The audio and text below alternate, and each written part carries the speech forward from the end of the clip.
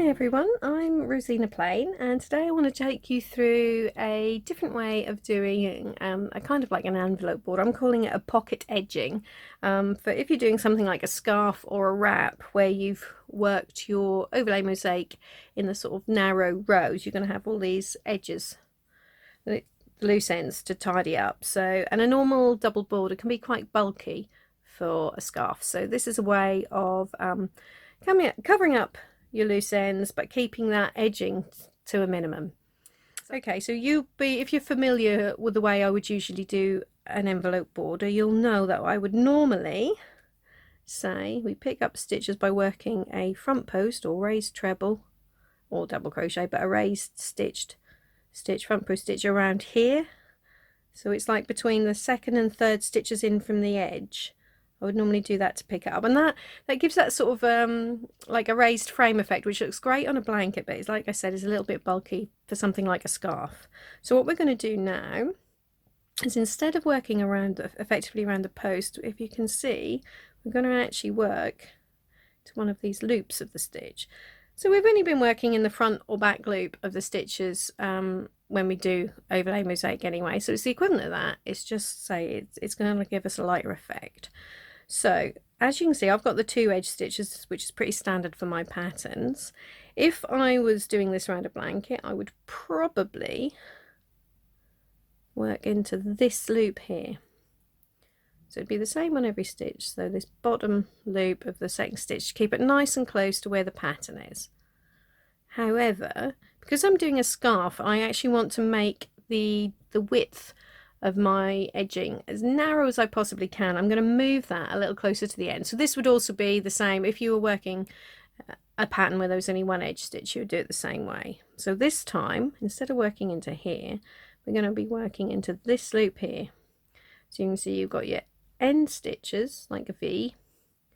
I'm going to just do the one, not the one nearest the end, just come in one little bit. So this horizontal, there'll be a horizontal bar at the bottom there of our edge stitch. Okay, so it wouldn't really matter which loop you chose, as long as you kept it the same for every single stitch.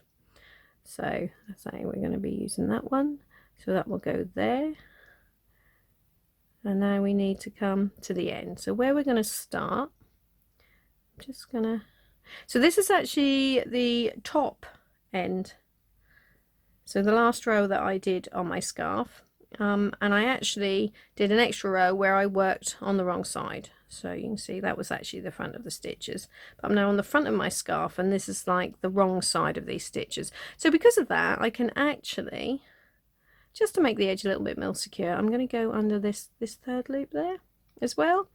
But if you're working at the other end where you've only got the one loop, like you're at the front, you just pick up the one. Okay, so we'll start, put my needle down and start with a standing treble. Okay, so as usual, you can put a slip knot on there. I don't generally, because I find that leaves a smoother edge when you join it at the end. Okay, so what we're now going to do, we're on the right side of our piece of work, and we're going to go into this edge stitch there. And like I said, because this is actually a wrong side effectively row, I'm going to just pick up that third loop too. So hold the end and complete our treble. Okay, so now what we need to do, as I said, is we're going to be picking up these loops here. So we're going to insert our hook like so, work our treble. So it's the same on the next row, this bottom horizontal loop there. So just, whoops,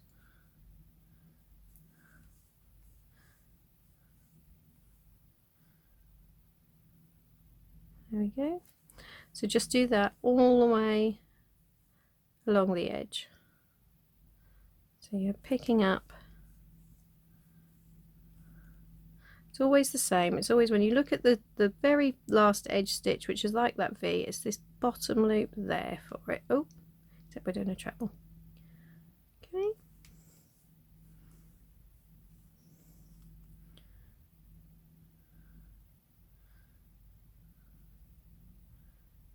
Pick in there.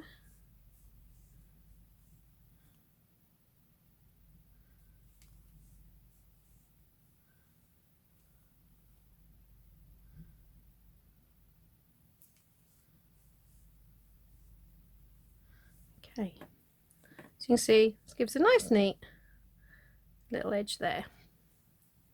So I'll just do a couple more. This is a slightly unusual pattern in that it is more about the texture than it is about the colour. So you'll see now we've now got, actually this one got a section that's all one colour, so actually that will be a good way. I'm going to do a few more stitches there. It'll be a good way of showing you just how nice and neat this edge is.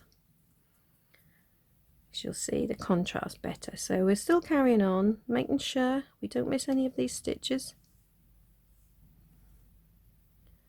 Okay, so if you get lost, you can just like pull out the end and you can see there's that last stitch. Make sure you insert your hook into that bottom horizontal loop there. Or if you're picking a different part of a stitch to do, then you can just make sure you always use the same part of the stitch for every row. Okay, one more. It's in there. Okay, you'll probably also notice that I've actually cut my ends a little shorter than I normally do.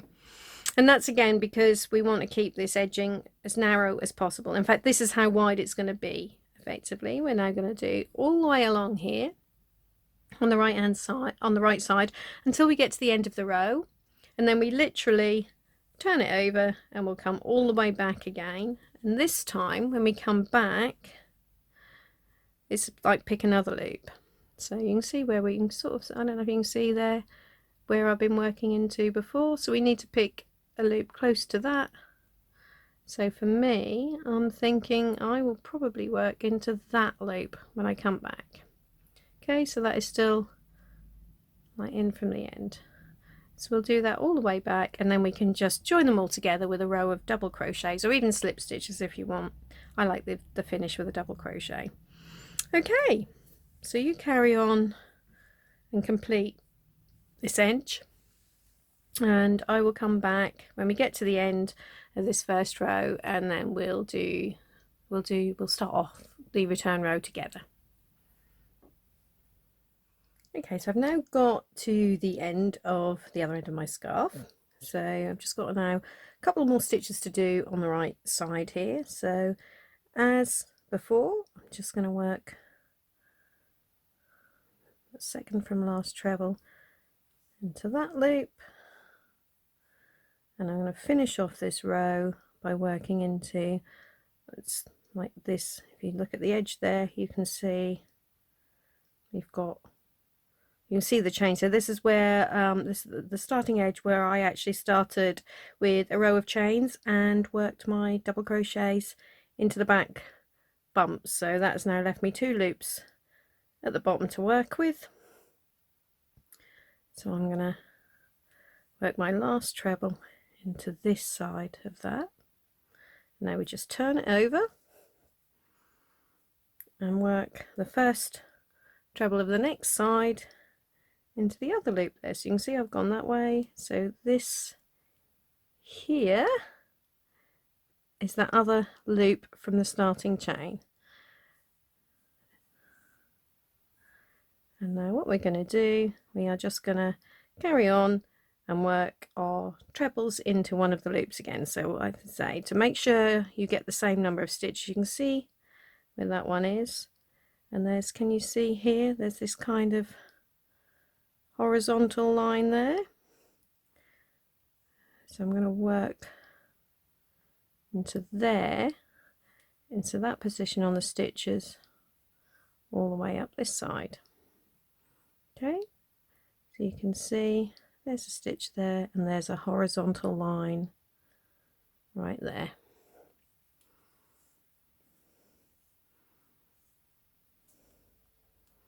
Okay, so this is it. It's again, it's that edge stitch.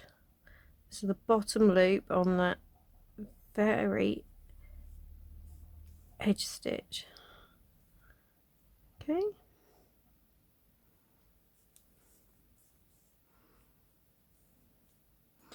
So just carry on along the edge like so. Okay. And I'll see you when you get to the other end again. Okay, so I'm now almost to the end of the wrong side, so the sort of second side of our little round of trebles here. Just before I get to the end, I'm going to take the hook out there. And what I probably should have done is actually started with a slip knot on my hook there, because that would have then made this a bit more secure, because I kind of forgot. Did what I normally do when I start with a standing treble like so. So what I'm going to do before I get any further is just tidy up this end. So just weave that in,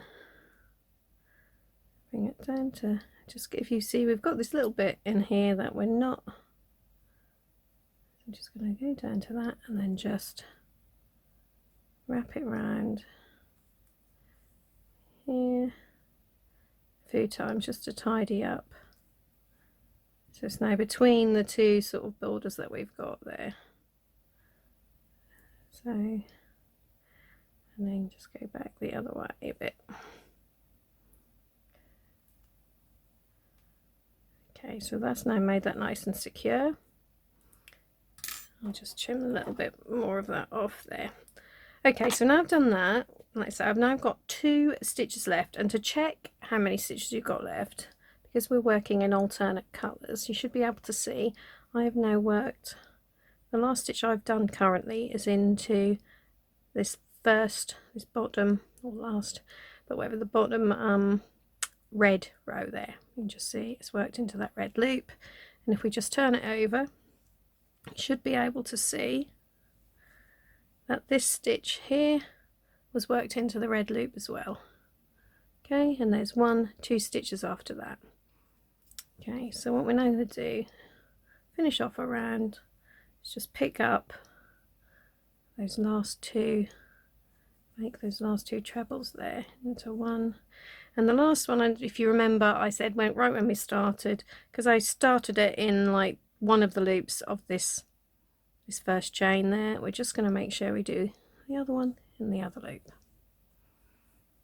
So there we are. I've now completed our 2 very, very narrow little borders there. We've just got to join them together. So what we're going to do, turn around. So we're now working on the right side again. Just simply going to work double crochet. So we'll pick, I'm working to that first stitch there on the front and the one I've just done on the back. Yeah, so we're going to join those 2 together with a double crochet. I'm just going to carry on along like so. So you see, so just pick up front 2 loops, back 2 loops, and work your double crochet through that. Just tuck in these little ends as you go along. Okay, so front, back, oops, front, back, and that just seals that up and tucks all those little ends inside. Back one, join it together, front, back, joined it together. So there we go. So just carry on along like so all the way down the end. So then when you've done this edge of the blanket or scarf, whatever you're making, you can just turn around and do the other edge. So it's not a full border, we're still leaving the top and the bottom free.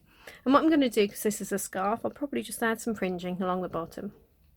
So I know it seems a little bit odd to be covering up all the ends here and then adding some new ones here, but that was to get all the patterns in on this particular design. Quite often you'll find that if I'm doing a scarf or a wrap, I'll actually work long ways. So I'll start with like 250 stitches or something to make it really wide, but only do maybe 30 or 40 rows to keep it like so, and that way you can actually use these ends for your fringe and you don't need to worry about the edging. But if you've done it this way around, I think you'll agree that is about as narrow and neat as you are going to get your edging. What I will do, I'll come back when I get to the other end again, because you will just have to, you'll find that these little ends, you may just have to just push them in with like the end of a metal hook or something. Okay, so I'm now almost at the end of my joining row, and just wanted to show you what I was talking about with the loose ends. So when you get to the end there, it's kind of difficult to poke them that way. So what I've just got a metal crochet hook. So it's got obviously a sort of smooth end, but it's quite sort of, it's a nice blunt end, which will just, whoops, should just help me. Ooh. Or maybe not. There we go. To just push them down. Push them in there. So check at the back, make sure we haven't made them stick out the back, and we haven't. So now I can just finish off my joining row. So through both sets of loops. Oh, there we are. Poke that in again. One, and then that one. Oh, this is the trouble when you get to the end. You just start to pick up, if you're not careful, those little ends. We'll try pushing them that way a bit. There we go. I think we're around the way now.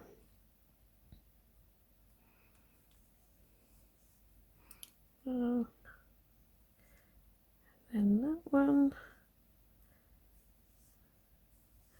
and then the very last one, which is a bit fiddly. Let's just pick up these last two stitches there, and also try to show you without getting my finger in the way, the back as well. Lovely. So ooh, get out. So there's that now finished. Cut off the end, pull it through, and then we can just weave that one in, hide the end underneath. Okay, and you see I still a nice and flexible edging, just to finish off, neaten up the edge of a scarf or whatever else you want to for. If you don't want a full border, then that works quite well.